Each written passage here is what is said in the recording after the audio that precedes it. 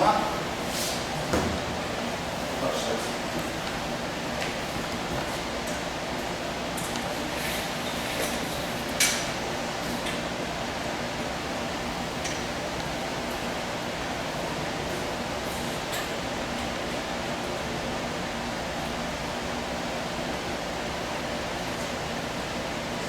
Escuro ali, não tá? Não.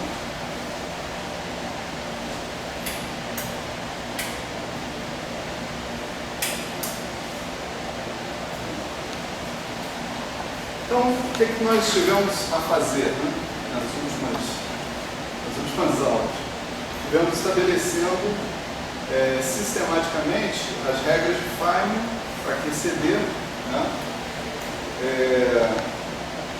Deixa eu só revisar, né, as coisas que a gente conseguiu entender. A gente tem, na verdade, um funcional gerador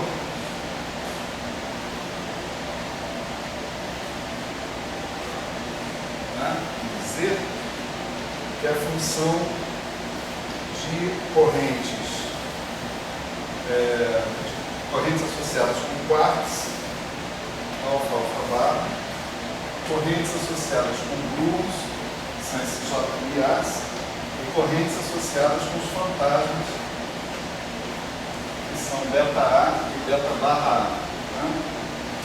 Então, esse funcional gerador, ele é a menos de um fator de normalização. A gente já sabe que, em princípio, esse fator de normalização é escolhido para absorver a integração do volume do grupo de Gauge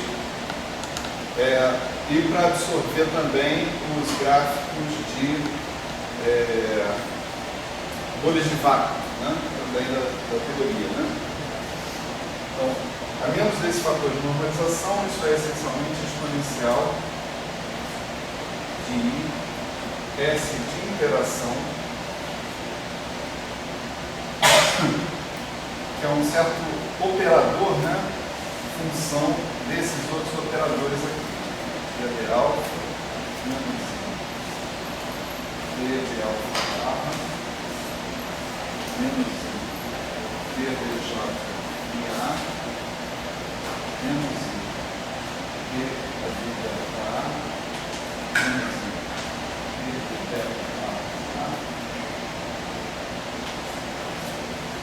esse operador todo atua sobre um Z0, né? Que é a função genérica de alfa j delta A. Isso aí está resumindo, né? A dependência funcional é a mesma dependência funcional que está escrita. Esse Z0, por sua vez, né?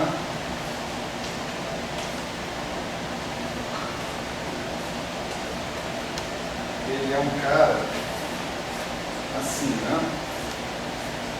Exponencial de I integral de x de y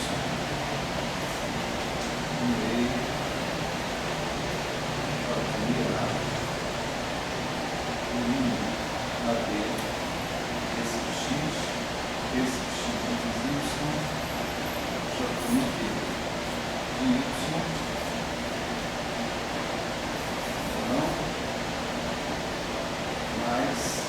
alfa barra x S x menos y alfa de y.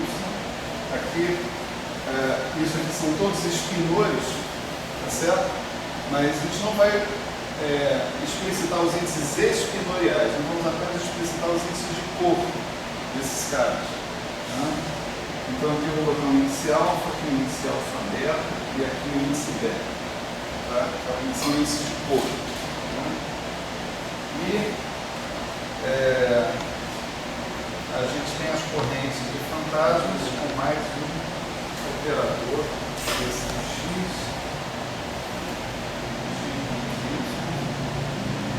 delta b.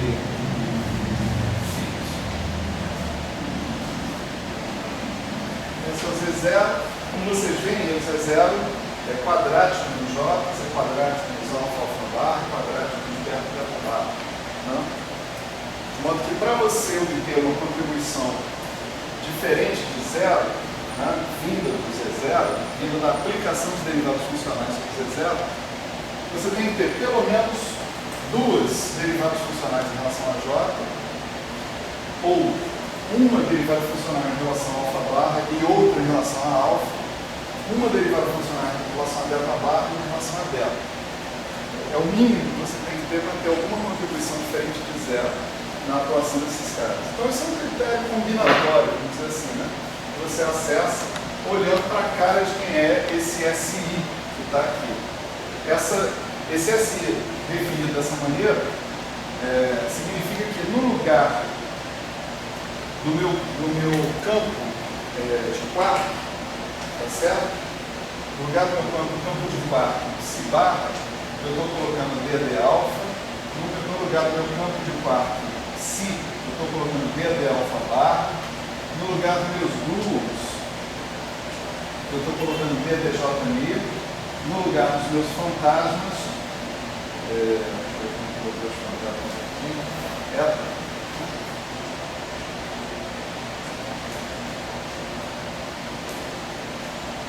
gente está colocando esses derivados funcionais. Quer dizer, a ação de interação é um funcional desses caras.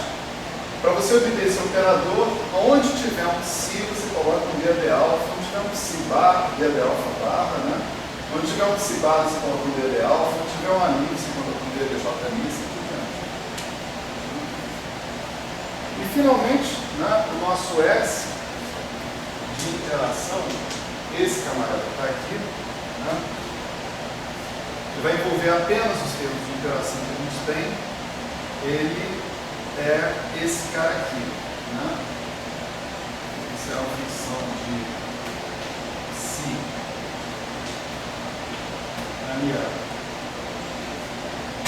que é, para usar a mesma notação que aqui, resumindo, né, a dependência funcional, isso daqui é um cara desse tipo, integral de x de g FABC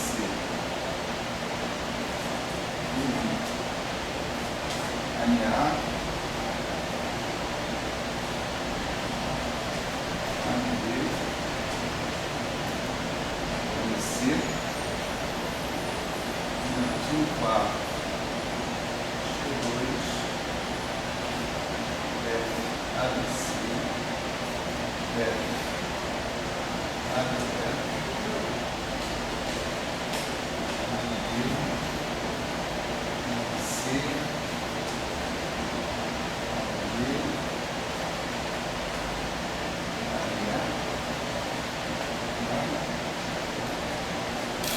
menos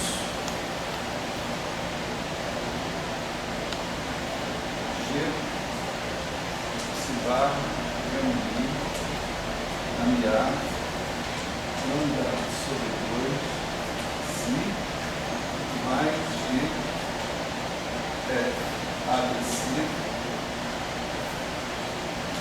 ABC delta barra A e mi. Esses dois termos que estão aqui são os termos de interação que vêm lá do Lagrangiano de Arquimedes, puro, né?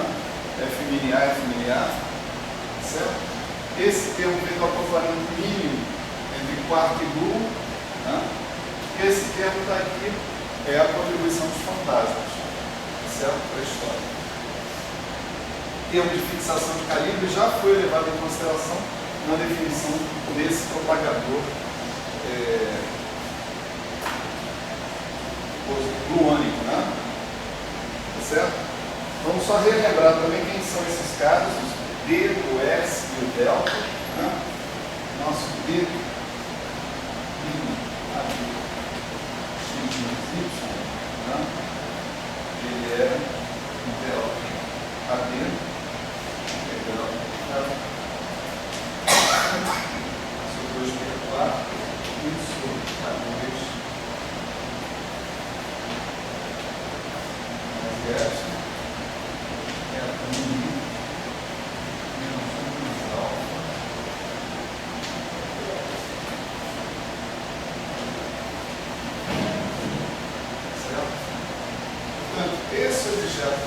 aqui é a transformada Fourier desse camarada, né? Desculpa, está faltando aqui a exponencial, né? Esse cara aqui você pode chamar de D AD, vou botar o delta AD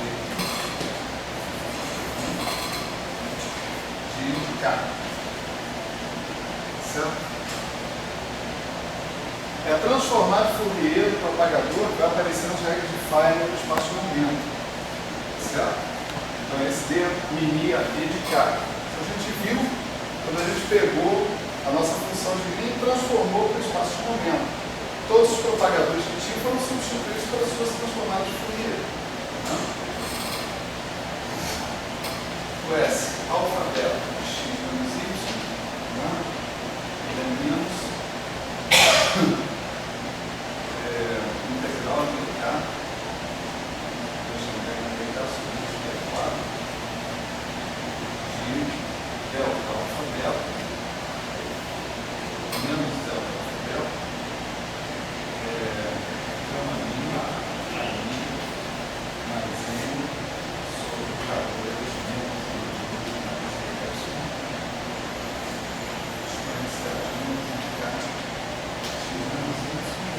se esse cara que está aqui é o que a gente chama de S alfabeto de K também, certo? Se for necessário definir, transformar a Fourier dele. E, finalmente, tem o propagador dos fantasmas, integral de K sobre 2 sobre 4.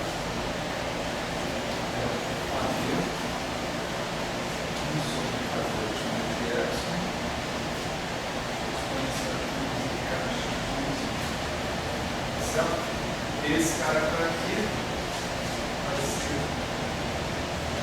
delta D de K, certo? O cara que vai aparecer no espaço de momento. Esses caras todos estão escolhidos para fornecer a inversa dos operadores que comparecem na parte quadrática do Lagrangiano, da ação. Né? Aqui a gente tem a ação de interação, que é justamente a parte não quadrática. A parte quadrática, se eu quiser, eu chamo de S0, ela está sempre escrita assim, como campo, operador, campo. Esse operador que está entre os dois campos é tal que esses caras são as inversas dos casos particulares que estão aparecendo lá. Então, a maneira de você chegar naqueles casos é procurar as inversas desses operadores que aparecem na Lagrangiana livre, na Lagrangiana quadrática, certo? Só na quadrática. A razão para isso é explicada lá no curso lá de métodos funcionais. Então essa é a nossa situação e conforme a gente já sabe,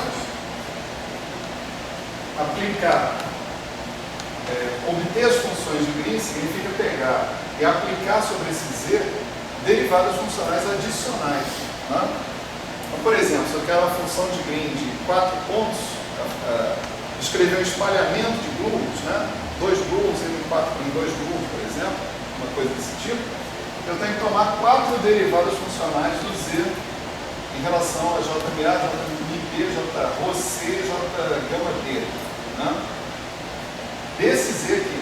Então, esses 4 derivadas funcionais vão descrever o espalhamento de 2 grupos e outros 2 grupos, tem que se somar as derivadas funcionais que vêm daqui da ação de interação e vão todas ser aplicadas sobre esse objeto que está aqui. O resultado é uma conta insana, né, naturalmente, em geral, que é adequadamente resumida pelas regras de Feynman. Né? Então, as regras de Feynman dizem para a gente o seguinte: tudo que interessa é o tal pareamento entre derivadas funcionais. Ou seja, quando duas derivadas funcionais adequadamente escolhidas resolvem atuar sobre um termo desse, ou um termo desse, ou um termo desse. Né? Tudo que interessa é isso. Então, a minha conta, na verdade, né, é uma repetição de fatores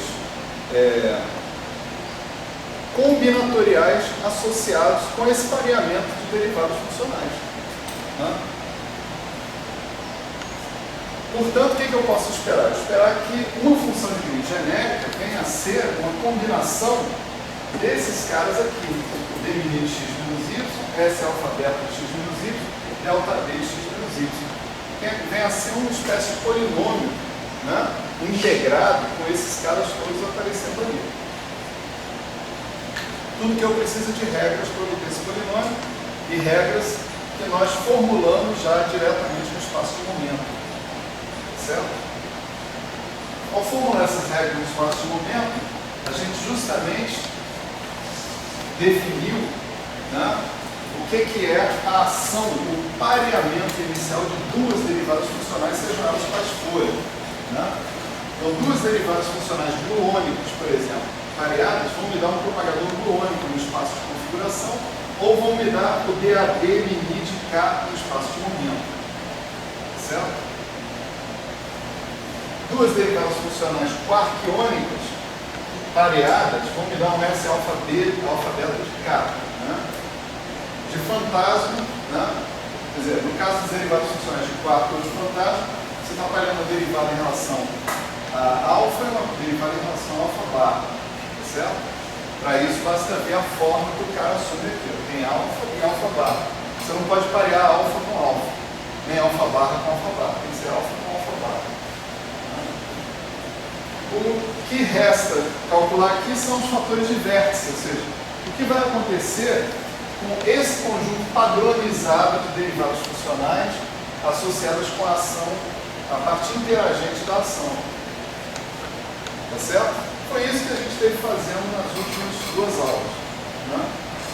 Então, aqui a gente está vendo que nós temos três derivadas funcionais gluônicas, quatro derivadas funcionais gluônicas, certo? Duas derivadas quarquiônicas e uma gluônica, duas derivadas de fantasma e uma gluônica.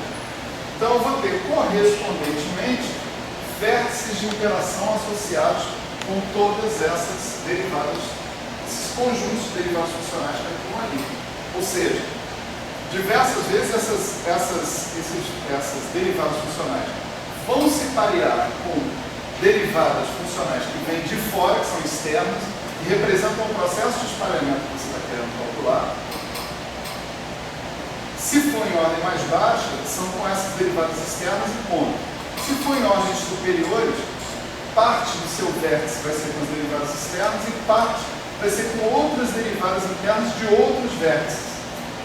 Tá certo? Então, a gente se dedicou a calcular os fatores específicos que vêm dos vértices quando essa conta tem que ser feita. Né? E a gente obteve, né,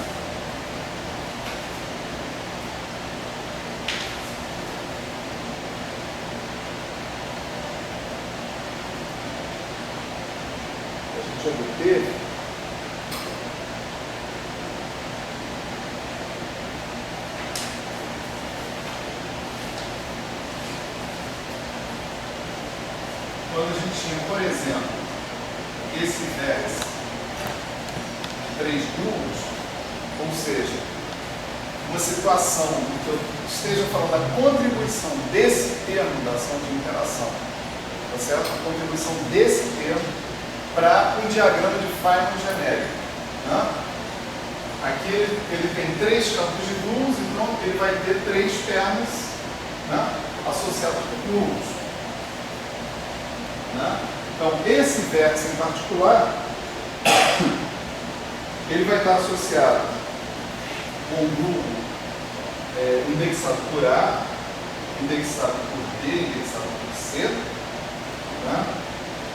O gluon é uma partícula vetorial, então onde você tiver A, você tem I, onde você tem D, você vai ter I, onde você tem C, você vai ter lambda, certo? E você pode guardar os momentos associados com esses caras como sendo P, Q e R. Q e R. Então o resultado desse cara aqui é um cara completamente simétrico por permutações simultâneas. PAI, QBI e RC lambda. Se você pegar PAI, RCMI, RC lambda e QBI e trocar esses caras de todas as formas que você quiser, você vai obter um resultado totalmente simétrico. E esse foi o resultado que a gente encontrou. Isso daqui, isso não é igual. Isso quer dizer o seguinte: toda vez que aparecer um fator como esse, você tem que incluir no seu gráfico de Feynman isso que está aqui. Né? Um cara assim, 2π4 delta P mais Q mais R. Vamos dizer que a convenção da gente que todos esses momentos fluem para dentro do gráfico. Tá? Delta P mais Q mais R vezes G F ABC L milândia R menos P mais L milândia Q menos R mais L milândia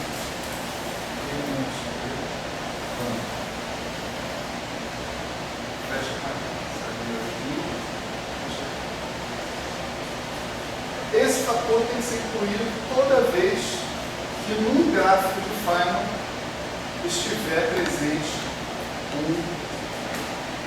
ponto de encontro de 3 linhas de grupos. Certo? A gente viu também o fator de vértice associado com esse cara que está aqui. Certo? Esse fator de vértice agora, ele é associado com esse cara aqui.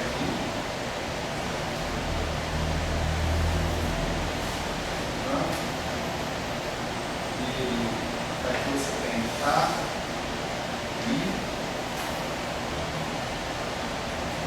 B, I, C, lambda, D, sigma, e os momentos são P, E, R e S. Certo? Então, vai haver a contribuição de termos de 4 grupos, né, de pareamentos de derivadas que são possíveis, né? Significando 4 linhas de grooves que coincidem no mesmo ponto. Né? Toda vez que isso acontecer, você tem que colocar um fator 2π4 delta de Q mais Q mais R mais S. Novamente a convenção é que todos os momentos aqui fluem para dentro do seu gráfico. Certo? E aí vem um fator grande aqui, que é menos I, G ao quadrado, vezes F, EAB, F, SCD, F, milândia, F, micínio, F, micínio, F, milândia, mais FAC, FPD, F', F', menos F', mais FAB, FBC, F',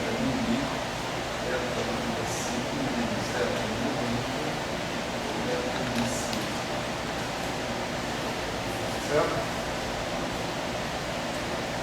Esses dois vértices foram os que nós trabalhamos, né, nas 2 aulas anteriores para encontrar aqui. Né?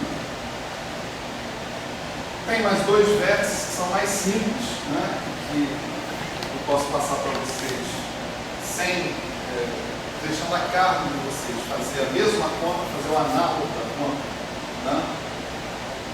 Que são os vértices associados com esses 2 termos que estão aqui, né? O termo de acoplamento mínimo, o quarto com o grupo e o termo de acoplamento com fantasmas. Tá? O termo de quarto com grupo Né? Ele resulta numa coisa assim, né?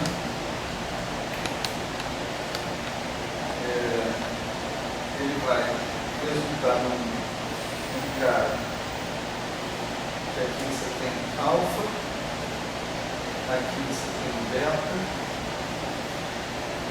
e aqui você tem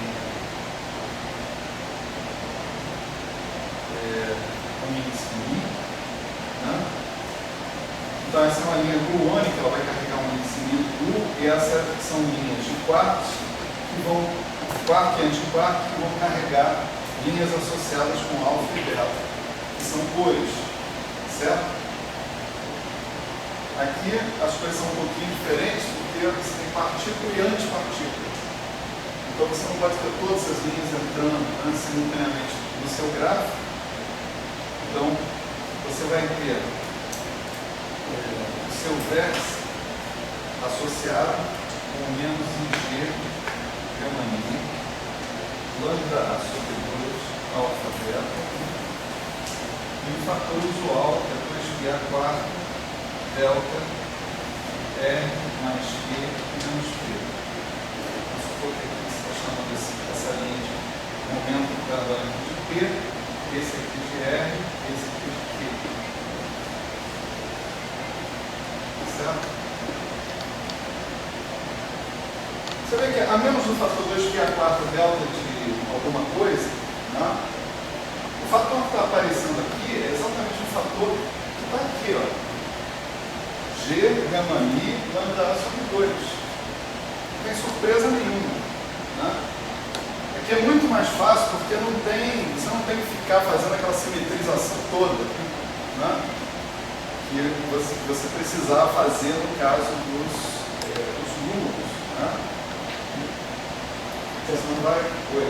No caso do não seria basicamente pegar o termo correspondente à animação de interação e reescrever isso daí. Não, tentar reescrever só clicando de uma forma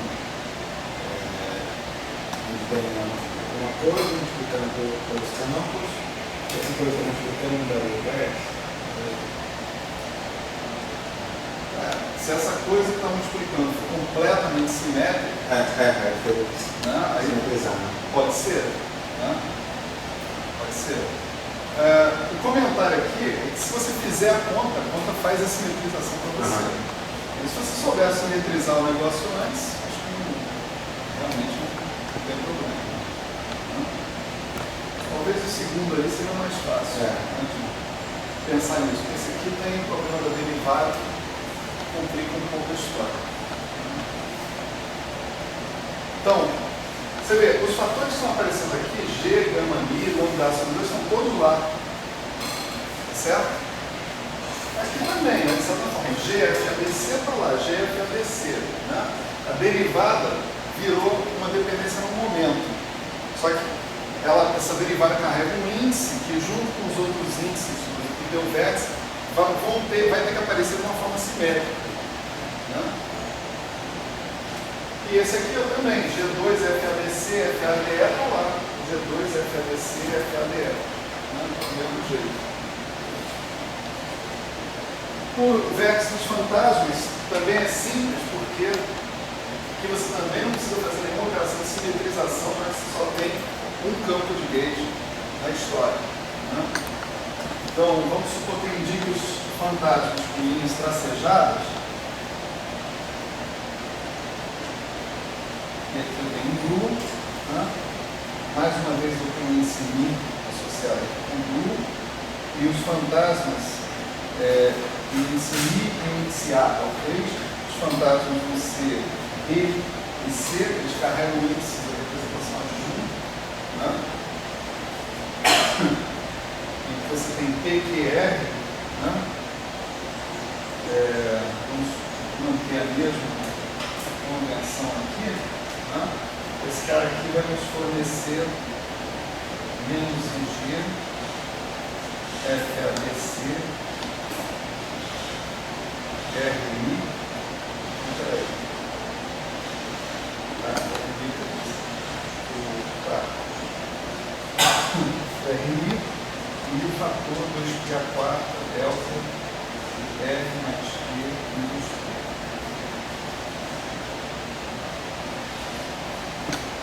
Mais uma vez, é um fator simples também, porque tem G, tem FABC e tem um R associado com aquela derivada. Só que, como eu disse, né, só tem um índice μ aqui, você não tem que antes simetrizar nada dentro desse cara. Então, esse vértice também é bastante fácil de ser obtido, né? Em particular, esses dois vértices são mais facilmente obtidos, muito mais facilmente obtidos que os outros, simplesmente fazendo as derivadas funcionais correspondentes, do jeito que a gente propôs ali. Certo? Vou chegar nele rapidinho. Então, só para revisar, as regras de Feynman implicam que você vai pegar um determinado processo, sei lá, imagina um processo aí, vamos dar um exemplo, espalhamento, aniquilação de 2/4 e de 2 números, por exemplo. Né? Então você vai ter que calcular em cima daquele Z inteiro, né, duas derivadas funcionais, uma em relação a alfa em relação a alfa barra, né, e duas derivadas funcionais em relação a JMI A e JMI B, né, para obter seus grupos.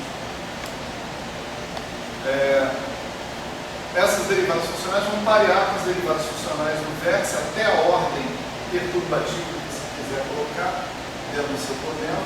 Atenção, eis uma questão aí. Ordem perturbativa. Quem falou que eu tenho o direito de fazer perturbações? Né? No final das contas, eu estou fazendo interações fortes. Tá certo? Interação forte, como diz o nome, é forte. Né? A constante de acoplamento, G, nas energias, vamos dizer, típicas da física nuclear, é uma coisa da ordem de 1. Então, a teoria de perturbações ela funciona legal para a eletrodinâmica, porque a constante de acoplamento nas ordens de grandeza usuais que a gente calcula os processos eletromagnéticos é 1 centésimo, é 1 sobre 137, né? É 2 sobre H quadrado C. Essa constante de estrutura fina, que é o que dá mais ou menos o tom, né, dos processos eletromagnéticos. Então, no caso dos processos eletromagnéticos, se você parar na primeira ordem, na segunda ordem, tá bom, tá ótimo, não tem problema. A diferença, por exemplo, que você tem um termo alfa 2 e um termo alfa 4, né, é 1 sobre 100 comparado com 1 sobre 10.000. Né? Mas nas interações fortes, é 1 sobre 1 comparado com 1 sobre 1. Então, o termo de terceira ordem, de quarta ordem, de quinta ordem, em princípio seriam tão relevantes quanto o termo de primeira ordem. Então, não tem razão para você parar na primeira ordem, o que significa que a teoria de perturbações pode esquecer. Né? Em resumo. Aí, para que então você perder esse tempo todo produzindo regras de Feynman? Regras de Feynman são ferramentas para que a gente aplique em teoria de perturbações. Tá? Faz sentido eu usar a regra de Feynman para algo que não seja perturbativo. Né? Tem um disfarce da teoria de perturbações aí, que é a chamada expansão em grupos, né? Mas que tem uma interface na teoria de perturbações. De qualquer forma, você fica lá refém do tamanho da sua constante de acoplamento. A saída para essa equação vem um pouco mais à frente aqui nesse curso. Né? A gente vai ver que o que a gente chama de constantes, né, de acoplamento, na verdade não são coisas constantes, são coisas variáveis com a energia do processo que você está utilizando. Em cada energia associada em cada escala de energia típica, né, da sua interação, é mais conveniente você usar uma constante de acoplamento adequada para essa faixa de energia. E a história toda interessante é que estima-se que para as interações fortes, para QCD, a constante de acoplamento para altas energias seja apropriada para altas energias, seja menor, muito menor, que a constante de acoplamento apropriada para baixas energias. Isso definiria um regime no qual nós podemos aplicar a teoria de perturbações, né, para as interações fortes. Né? Comparando com a eletrodinâmica, né, há um regime na eletrodinâmica onde a constante de acoplamento adequada para ser utilizada nesse regime de energias é muito maior do que 1/100. Então, a constante de acoplamento no eletromagnetismo, na eletrodinâmica quântica, ela cresce com a energia. A constante de acoplamento chamada de efetiva, ela cresce com a energia. Enquanto que na cromodinâmica, ela diminui com a energia. Então, a eletrodinâmica é uma teoria excelente para que a gente use teoria de perturbações nela em baixas energias. Em altas energias, é um problema. Pode não dar bons resultados. Já a cromodinâmica é exatamente o contrário. Ela é péssima para que a gente aplique a teoria de perturbações em baixas energias, e ela é ótima, espera-se que ela seja ótima, para que você aplique a teoria de perturbações em altas energias.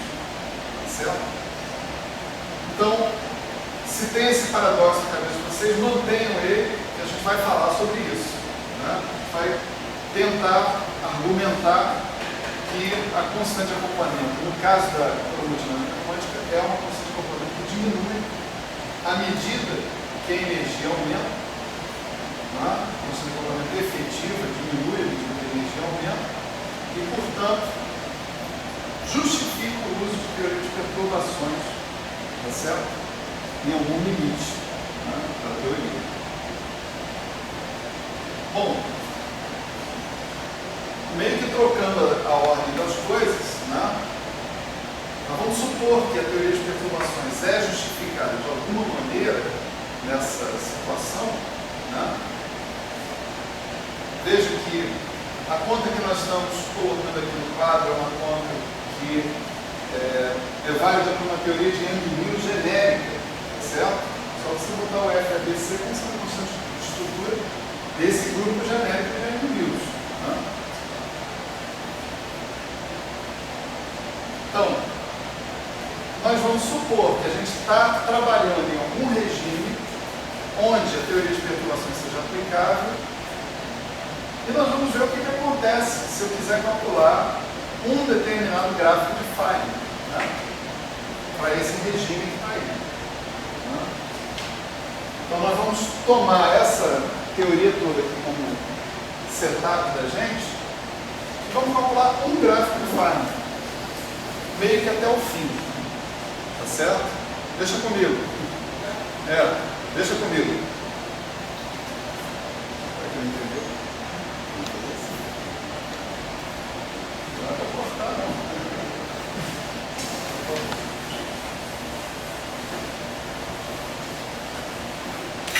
É mais ou menos assim, né? Só para a gente descontrair um pouco o ambiente, né? Tá bom, tá tudo certo, etc. Então, agora você não calculou nada ainda, meu camarada. Né? Vamos calcular alguma coisa. Né? Vamos lá, calcular alguma coisa. Vocês estão de sacanagem se vocês não chamarem aquilo ali de conta. Pelo amor de Deus. Mas tudo bem. Em termos concretos, quantidade física, etc. e tal, não calculei nada mesmo. Vamos calcular um negócio que é auxiliar, na verdade, tá certo? Ele é auxiliar. Ele aparece, né, em outras contas que a gente possa via fazer, né, ao longo da trajetória da gente com o gráfico de Feynman. Né? Então, o que nós vamos fazer é calcular uma contribuição específica ao propagador fermiônico, propagador do quarto, tá certo? propagador do quarto, se você quiser, é um cara assim, né? É claro que a primeira ordem do propagador do quarto é o propagador livre, né? Mas depois você tem ordens subsequentes, né? E a primeira contribuição realmente não trivial, né, para esse propagador do quarto é essa contribuição que está aqui. Certo?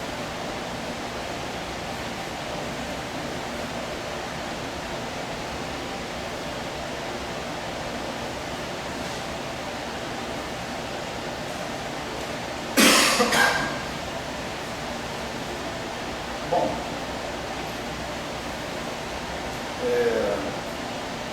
o cara que a gente vai trabalhar é esse cara daqui no espaço de momento, tá certo?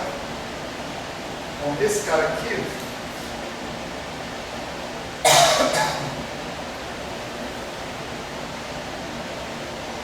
no espaço de momento, em geral, ele é escrito dessa forma. Né?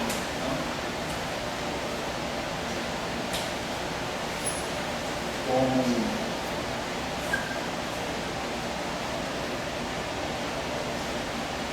G0, G não, estou chamando de outro nome, chamando de S, né? S0, gama zero, e sim, delta alfa, T,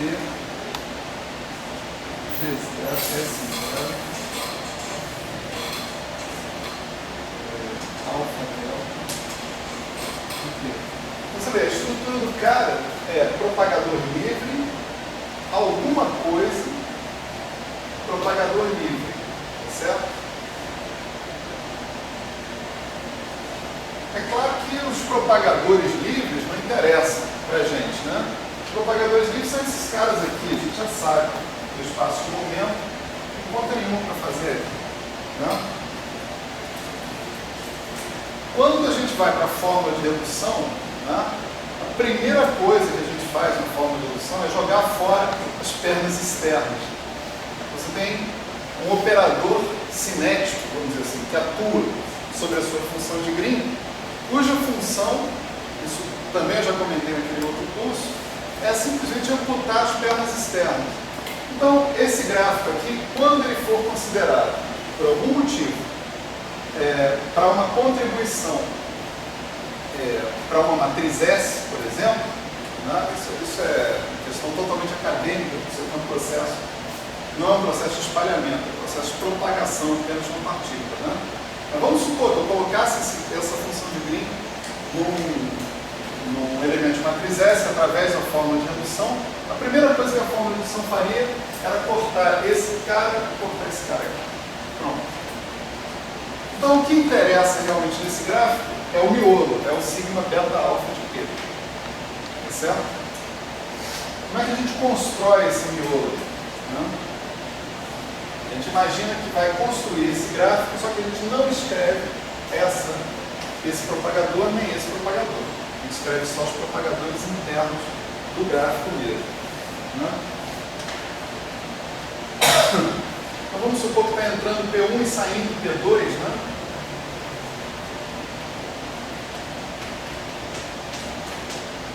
Como é que eu escreveria isso? Eu colocaria fator de vértice, propagador, fator de vértice, propagador. Tá certo? Ou em outra ordem, se quiser, fator de vértice, propagador, fator de vértice, propagador. Tá certo? Isso é um produto de termos. Eu tenho que manter uma ordem nesse produto de termos. Qualquer ordem que você escolher está boa, mas tem que ser mantido uma ordem. Né? Então, como é que vai funcionar isso? Vamos botar fator de vértice, né? Vamos supor que aqui eu chamo de P1, aqui eu chamo de P2, aqui eu chamo de Q, e aqui eu chamo de K. Qual é o fator de vértice que vai entrar aqui e que vai entrar aqui? São os fatores de vértice associados com esse vértice aqui. Certo? Dá para todo mundo ver, né? Topologicamente você tem o quê? Você tem duas linhas de ferro e uma linha de duo. O vértice em questão, então, é aquele vértice de quarto duo. Tá certo? Está ali. Então, você vai colocar lá 2π à quarta. Vou botar um espaço aqui porque eu vou botar integrais aqui na frente. 2π à quarta delta de P1 menos K menos Q. Supondo que esses momentos, tanto esse quanto esse, estão saindo desse vértice, né? E entrando no outro vértice. Né? Depois aparece menos IG lambda sobre 2 delta, delta, gama mi, né? E aí vem propagador fermiônico. Ó, está aqui o fator de vértice associado com aquele cara lá. Tá? Então, propagador fermiônico vai ser um S delta gama de quê? Do momento que eu coloquei nessa linha interna que está aqui. Tá? Observa que esse delta que está aqui está contraindo com esse delta que está aqui. Tá? Esses fatores que estão entrando no interior do núcleo do gráfico de Feynman, eles têm que contrair uns com os outros. Não pode ficar sobrando índice ali, senão deu uma loucura. Tá? Ok. Aí eu fiz fator de vértice, propagador, fator de vértice novamente. Né? O próximo fator de vértice vai ser, mais uma vez, 2π à quarta, delta, agora de K, mais Q, menos P2, são os dois caras que estão entrando no vértice e o P2 que está saindo. Né? Aqui tem menos IG, lambda D sobre 2, gama alfa, gama mi. Veja que eu troquei o índice associado com a representação de junta nesse vértice, troquei o índice gama mi associado com esse vértice por gama mi, tá certo? E o cara que fecha os índices mi agora vai ser o propagador gluônico, tá certo? Então você vai ter um D, mi, AD de K. Tá certo? Ó, vértice, propagador fermiônico, que continua, né? Vértice de novo, propagador bosônico. Índices internos, todos contraídos entre si. Os únicos índices que pode sobrar aqui num gráfico como esse são os índices associados com os propagadores fermiônicos externos. Tá certo? Mas esses índices eu estou suprimindo, eu estou dizendo que vai ter um índice, vai ter um propagador aqui, eu não sei o que, beta, contraindo com esse cara delta. E vai ter um outro propagador alfa, não sei o que, contraindo com esse cara alfa. Certo? Acho que eu anotei. Ah, está ali em cima, né? Aqui. Então, os índices que tem que sobrar são esses dois índices que estão associados com esses propagadores fermiônicos que estão aqui. Os outros todos vão ter que terminar contraídos ali. O que mais que nos diz as nossas regras de Feynman? Né? Eu tenho que integrar sobre todos os momentos internos do gráfico. Os momentos internos são os momentos que não estão do lado de fora do gráfico, estão dentro. Então, sobre Q e sobre K. Então, tem que introduzir aqui integral sobre D4 K sobre 2π² D4Q sobre 2π². Certo? Está escrito o miolo do nosso gráfico. O que falta para completar esse gráfico todo? Eu pendurar dois propagadores iguais a esse aqui, iguais a esse aqui, nas pernas externas dele. Um para P1 e outro para P2. Certo? Como eu disse para vocês, isso não interessa, porque esses são os primeiros caras que são cortados lá na fórmula de redução. Então, o miolo do gráfico está bem caracterizado. E é esse miolo que a gente vai calcular. Certo? Estou só explicitando um pouco mais em termos das expressões explícitas, né, dos propagadores. Né? E também fazendo uma dessas integrais, tá certo? Já que você tem duas deltas aqui, pelo menos uma dessas duas deltas vai poder ser utilizada para matar uma integral dessa. Preste atenção nisso, porque depois, quando a gente for analisar a estrutura geral de divergências,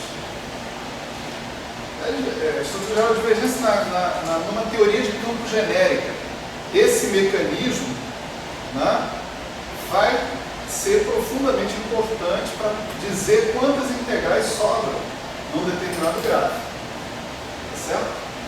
Então, por exemplo, eu posso escolher a variável Q para eliminar, né? Posso escolher eliminar essa delta que está aqui, tá certo? Então, 2π² e 2π² cancela. O Q fica dado por P1 menos K, tá certo? Se o Q é P1 menos K, K mais Q menos P2 vira P1 menos P2, tá certo? Então, eu vou ter 2π²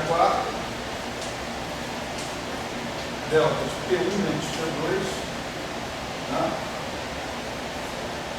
E essa delta eu já estou tirando das integrais porque eu não estou integrando em P1 nem em P2, tá certo? Estou integrando em K.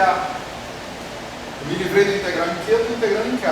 Eu não posso usar essa última delta para me livrar de mais integral que 1. Isso é uma característica geral. Eu boto tantas deltas quantos vértices eu tiver, todo vértice, o espaço de momento, vai vir acompanhado de uma delta. Tá certo? Eu vou poder usar, se eu tenho n vértices, eu vou poder usar n menos 1 deltas para eliminar integrais. A última vai virar uma delta de conservação de todos os momentos,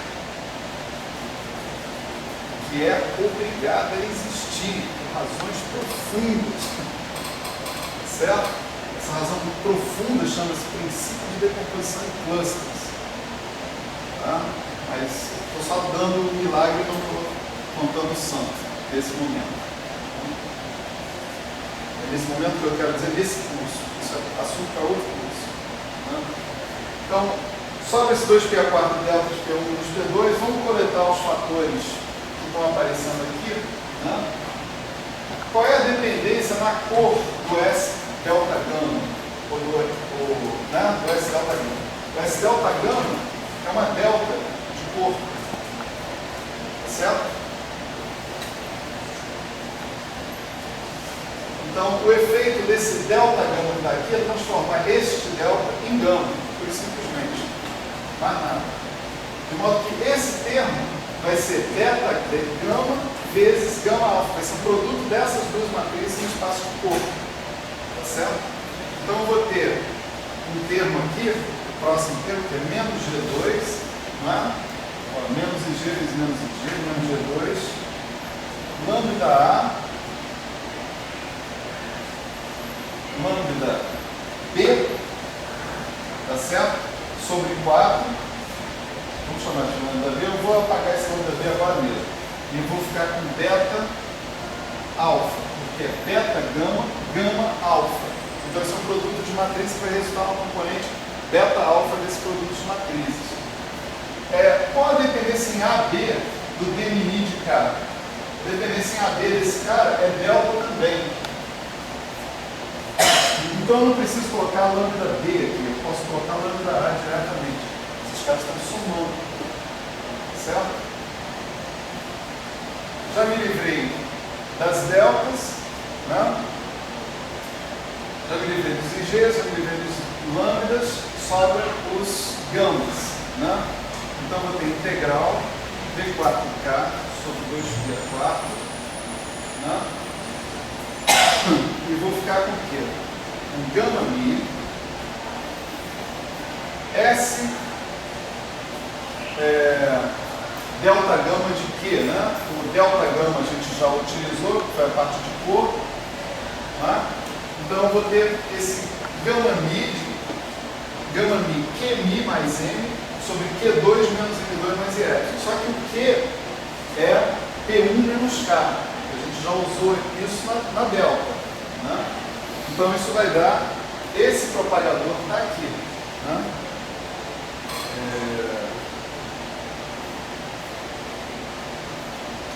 P1 menos K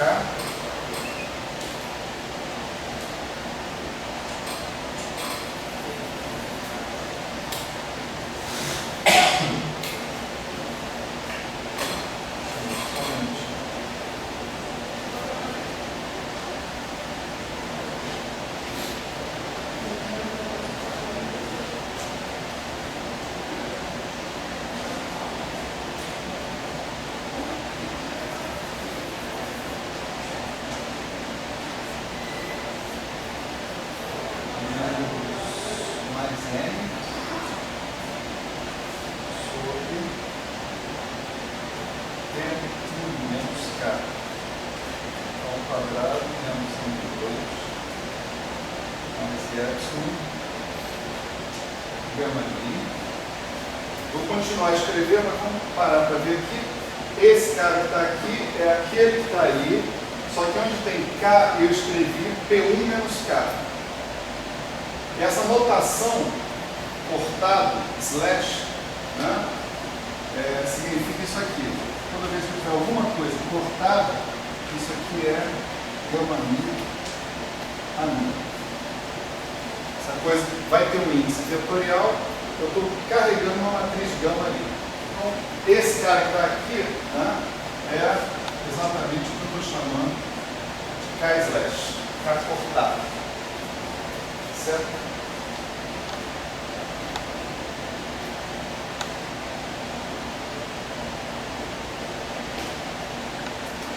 Então, ó, já pegamos gama mi, S, gama mi. Tá certo? Posso passar tranquilamente por cima dos lambdas, porque os lambdas são matrizes no espaço de corpo. Não tem nada a ver com o espaço espinorial, onde esse cara aqui está bem definido. Os índices espinoriais não tem nada a ver com os índices de cores, passam por cima. Né? E agora entra o último ingrediente da história, que é o transformado de Fourier do D mini a D de K. Né? Tá lá. Que vai ser esse cara aqui, ó, né? Teta mini menos 1 menos A caminho sobre K2 mais Y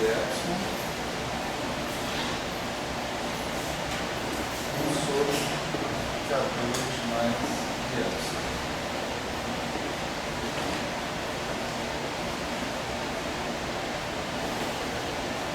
Faltou abaixar esses índices aqui que não é nada, né? Caminho. Certo? Então, conforme antecipado, né, o gráfico de Feynman em questão é uma integral que tem que ser calculada. Tá certo?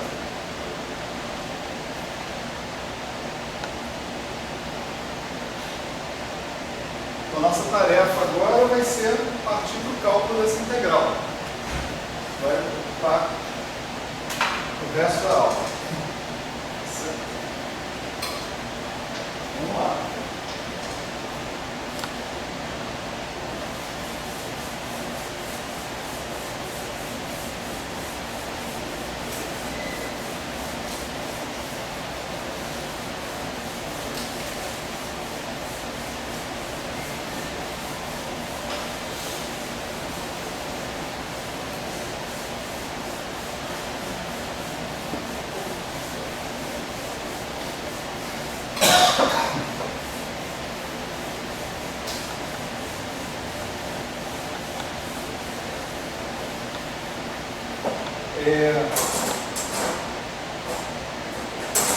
sensação de desconforto, às vezes, quando eu começo a cagar muita regra.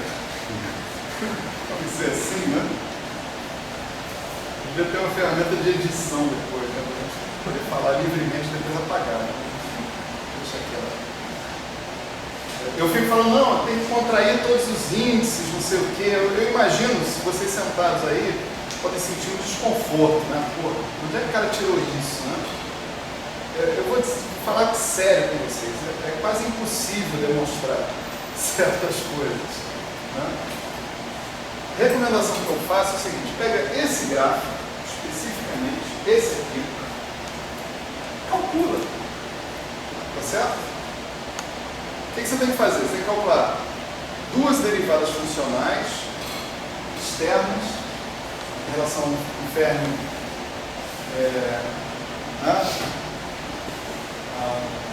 férmio-antiférmio, né? E colocar dois vértices, né? Dois vértices aqui. E calcular explicitamente essa contribuição específica dessas duas derivadas funcionais. Vocês vão ver que tudo é obrigado a fechar.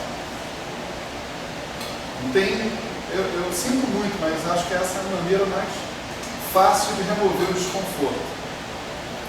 Isso que eu estou falando para vocês, fornecendo praticamente regras para que sejam calculadas, essas coisas podem ser calculadas explicitamente desde o início. Você pode pegar e fazer a conta, né? Fazer a conta, colocar as derivadas funcionais, vai sair derivando funcionalmente. Uma vez na vida tem que fazer isso. Tem que fazer isso, senão nada disso que eu estou falando aqui vai valer de nada para ninguém. Tá certo? Quando vocês fizerem isso, vocês vão ver automaticamente todas essas coisas que eu estou falando. Que esses índices aqui tem que contrair, que esse índice aqui não tem nada a ver com aquele índice lá, etc, etc, etc. Não? Tá certo? Agora, fala mais do que isso, significa desviar o curso para isso, especificamente. Como é que eu ensinaria isso? Né? Se fosse para dar aula disso, eu ia fazer essa conta. Aí no quadro. É isso que eu faria. Mas eu, honestamente, acho que isso é uma perda de tempo, da minha parte. Eu acho que é melhor indicar para vocês, façam essa conta e deixar vocês fazerem. Né? E eventualmente terem dúvidas, etc. Aí, com dúvida é outra coisa. Aí a gente pode trabalhar. Né? Bom, a gente tem que calcular uma integral, você vê, P1, né, é a única variável que sobrou aqui dentro. Né? Você tem uma delta de P1 menos P2, ou seja, P2, esse sigma não é uma função de P1 e P2, é uma função apenas de P1, tá certo? Porque o suporte dele é P1 igual a P2, tá? E a integração é sobre K e não sobre P1, aqui nesse caso, certo? É uma integral muito chata. Pior é uma integral divergente, como a gente vai ver, certo? Vamos ver isso explicitamente. Esse fator que está aqui, lambda A sobre 4 beta alfa, né? Esse cara aqui, você tem uma fórmula que permite que você calcule esse cara para S ou N. E o resultado é um certo fator que depende da representação, daí o R, né? Delta beta alfa. Esse C2 de R para S ou N, ele é 1/2 de N ao quadrado menos 1 sobre N. E para N igual a 3, né? Ou seja, você falando de S sobre 3, esse cara aqui dá 3 quartos. Perdão, 4 terços. Certo? Isso aqui dá 4 terços de delta beta alfa. Então, nenhuma preocupação com isso. São fatores de teoria de grupos. Se você olhar bem, você vai ver o seguinte: isso aqui é o equivalente do J2, né? Lá do momento modular. Né? O que é o J2? É J1 ao quadrado, mais J2 ao quadrado, mais J3 ao quadrado. Esse aqui é lambda 1 ao quadrado, mais lambda 2 ao quadrado, mais lambda 3 ao quadrado, mais lambda 8 ao quadrado, né? Tá certo? Então é uma espécie, é um cara equivalente ou parecido com o J2. Vai desempenhar um certo papel dentro do grupo, né? Daí essa notação de C2 de R, etc e tal, né? Que está aparecendo aqui. Mais do que isso, não vale a pena comentar. Mas são objetos que você pode calcular em geral para qualquer representação que você queira. São dependentes da representação. Aqui é claro que nós estamos usando a matriz de Gell-Mann, né? Pela nossa notação que a gente está utilizando. Beleza. Uma outra coisa que a gente vai precisar aqui é uma identidade dessas coisas slashes, né? Isso aqui significa gamma-mi, gamma-mi, ani, ani, ani, né? Certo? E se você quiser, você pode trocar o gamma-mi com o gamma-mi, mas você tem que compensar isso botando 2 eta-mini ani-beni, né? A gente usou a álgebra de Clifford, né? O anticomutador de gamma-mi com gamma-mi é 2 vezes eta-mini vezes a identidade, né? E veja que a natureza do ani e do beni pode ser, né? Eu não estou trocando eles de lugar, então eles podem ser, até o momento pelo menos, eles podem ser números comutantes ou podem ser outras coisas também, matrizes. Agora, se eu quiser escrever,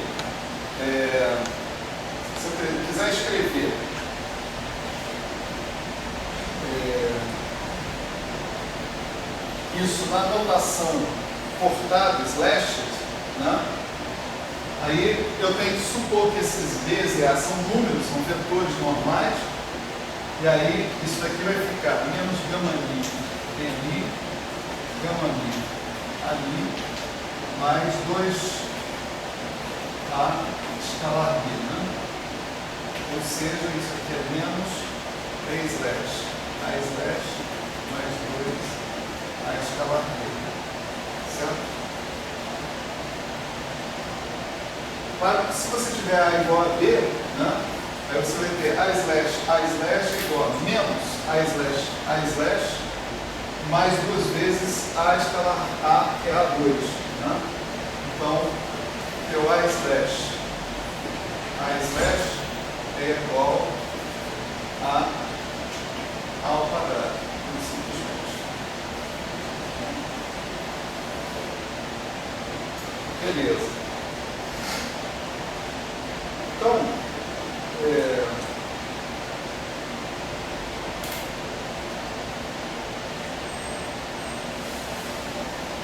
voltando aqui à história, né? Você observa o seguinte: você tem gamma-mi, e que você não tem ninguém com quem você tem que contrair esses gamma-mis, né? Aqui dentro desse cara que está aqui. Mas aqui tem gamma-mi cani, gamma-mi cani. Esse cani e esse cani que estão aqui, eles podem chegar aqui perto desse gamma-mi e montar K-slashes. Tá certo? E o eta-mini faz com que esse gamma-mi contraia com esse gamma-mi. Vai virar um gamma-mi em cima com um gamma-mi embaixo. Aqui. Então você pode escrever isso aqui, né? Vamos voltar, o sigma alfa beta. Agora eu vou colocar de P, né? Então, aqui nós estamos pensando em P1 igual a P2 igual a P, tá? O nosso sigma alfa beta de P vai ser 1G2 C2 de R delta alfa integral PK sobre 2P4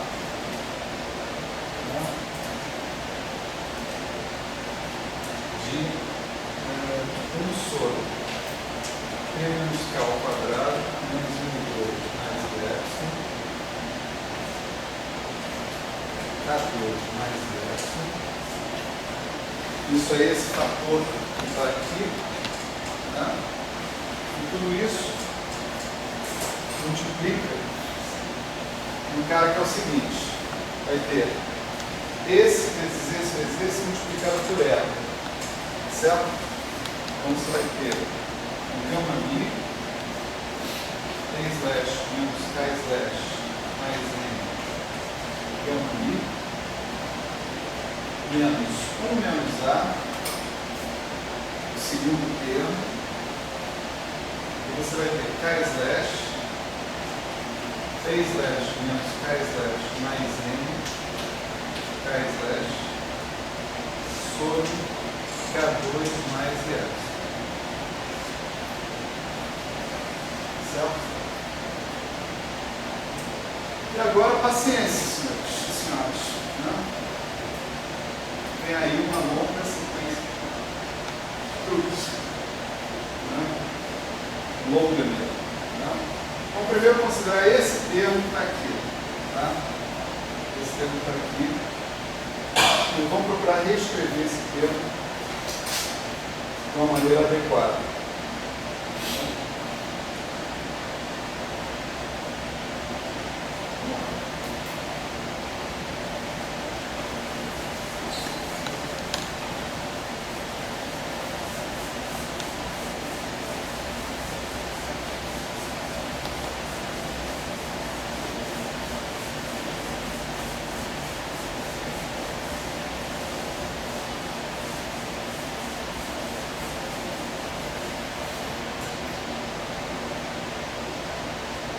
Então, vamos lá, 1 menos A, K slash, T menos K slash, mais N, K slash sobre K2 mais Epsilon. Isso você vai ter, ó, K slash, P slash, K slash, K slash, K slash, K slash, e N K slash ao quadrado também. Né? Então, isso aqui é 1 menos A, K dk, menos K2, mais K2, dividido por K2, mais Epsilon. Né? Esse fator K2 que está aqui, ele cancela com K2 mais Epsilon. Mais Epsilon é só para tirar o cara do zero, né? Tá certo? Agora, se ele não existir por ter sido cancelado com alguém que está em cima, ele não é necessário. Tá certo? Então, esse primeiro termo que está ali, ele dá origem a um cara assim, 1 menos A, menos K slash, mais N, mais 1 menos A, que multiplica. Agora eu posso usar mais uma vez aquela fórmula que está ali, vou trocar esse P com K, né? Vira menos P slash K ao quadrado, fica K slash K ao quadrado, mais 2 K escalar P, K slash, aqui a gente deu conta desse, tudo isso dividido por K2 mais Epsilon. Né? Mais uma vez eu tenho K2 aqui, eu tenho menos P slash sobrando com o coeficiente 1 menos A. Junto com esse cara aqui, boto menos em evidência, isso vai ficar menos 1 menos A, P slash mais K slash, agora tem que trocar o sinal do N, mais 1 menos A, né? 2K escalar P, K sobre K2 mais Epsilon, K slash. Certo? Agora é aqueles momentos que as pessoas detestam em geral, né? A gente tem que fazer o quê? Tem que passar por eles. Vamos escrever menos 2K escalar P, eu posso escrever como P menos K ao quadrado, menos N2, menos K2, menos P2, menos N2. Né? esse cara aqui é o quadrado, vai dar um dos termos dele, vai dar menos 2 K escalar P. Você simplesmente subtrai tudo que você não quer. Isso é. E para ficar com K escalar P, mais nada.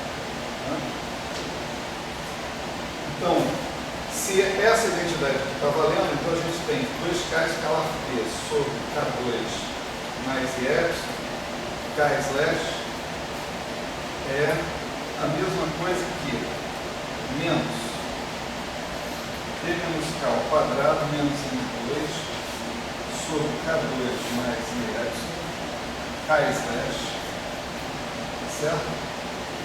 Mais tudo isso aqui proporcional, eu vou ter K2 sobre K2. Então vai sobrar só K slash novamente. K slash mais P2 menos M2 sobre K2 mais IS. Tudo isso vezes K slash. Então, joga ali em cima de novo.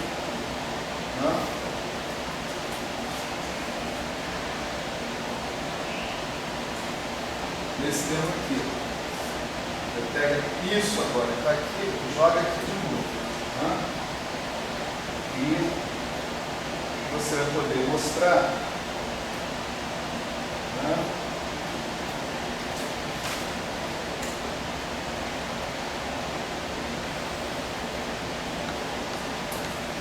isso aqui, deixa eu colocar isso aqui em parênteses, se você colocar essa identidade aqui e integrar com o que você tem sobrando ali, você termina com esse resultado aqui, menos 1 menos A, P slash menos 1, mais P menos K ao quadrado, menos M2, sobre K2 mais I, K slash menos P2 menos M2 sobre K2 mais I, K slash.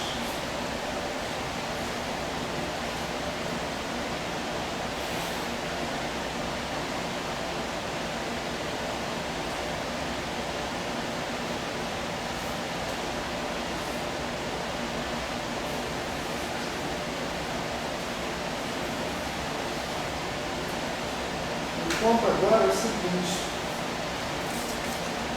é que observa que esse segundo termo, P menos K ao quadrado menos M2, K slash, K2 mais epsilon, ele vem daqui, ele está aqui, portanto ele ainda tem que ser multiplicado por esse fator aqui. Quando você multiplicar o fator P menos K ao quadrado menos M2 em cima, vai cancelar o P menos K ao quadrado menos M2 embaixo. Certo? De modo que esse termo, o produto daquele termo que está aqui dentro, por esse termo que está aqui, vai ficar independente desse P menos K ao quadrado. Aquilo ali que está aqui dentro, vezes isso aqui, vai dar algo do tipo menos 1 menos A, K slash, sobre K4 mais I. Eu tenho K2 mais I, eu tenho mais K2 mais I. Eu tenho K slash. Você vê que você tem uma integral em dk disso daqui, tá certo? Essa integral é uma integral de uma função ímpar de K. No limite simétrico. E cada caminho aí vai de menos infinito a mais infinito. Então essa integral é zero. Ou seja, esse termo daqui do meio não contribui para a nossa integral. Ele não contribui para a integral. E o resultado final é um resultado de 3 termos, esse e mais esse, que está aparecendo aqui, que tem uma forma mais simples. Quer dizer, o nosso signo alfa beta ele vai ser menos G2, C2GR, delta delta alfa, integral dk sobre 2 π lá, 1 sobre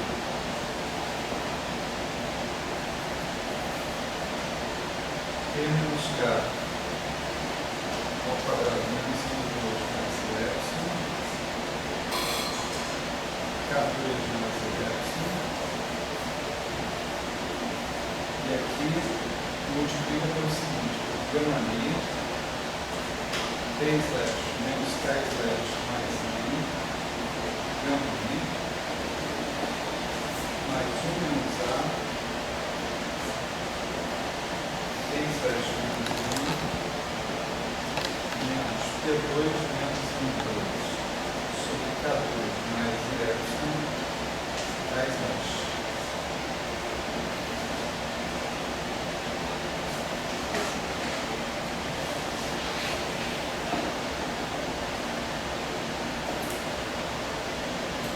Bom, dessa forma, eu já posso identificar que a minha tarefa de calcular essa integral, ela explica na tarefa de calcular 4 integrais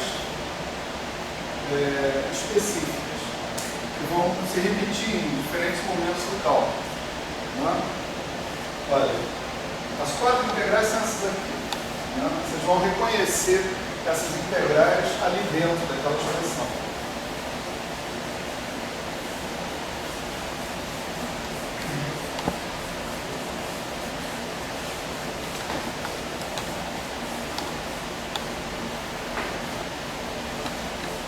Isso aqui é uma pequeníssima amostra, né? Até o momento, da coisa que o pessoal na QED chama de gamologia. Contas com matrizes gama. Né? São coisas simplesmente horrorosas. Ela é uma pequeníssima amostra porque nem sequer apareceram ainda as formas de traço. Né? E quando você tem loops fermiônicos, você tem que tomar um traço, além disso. E aí você tem que lidar com traços de gamas, etc, etc. É um universo maravilhoso.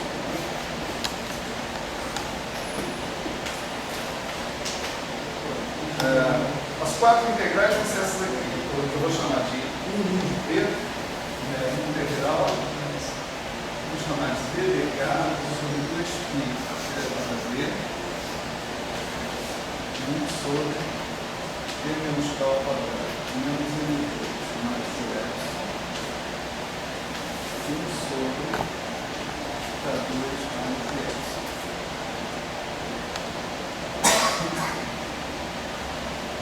Você pode ver essa integral aparecer, né, por exemplo, né, aqui, ó, gama mi, P slash gama mi, tá certo?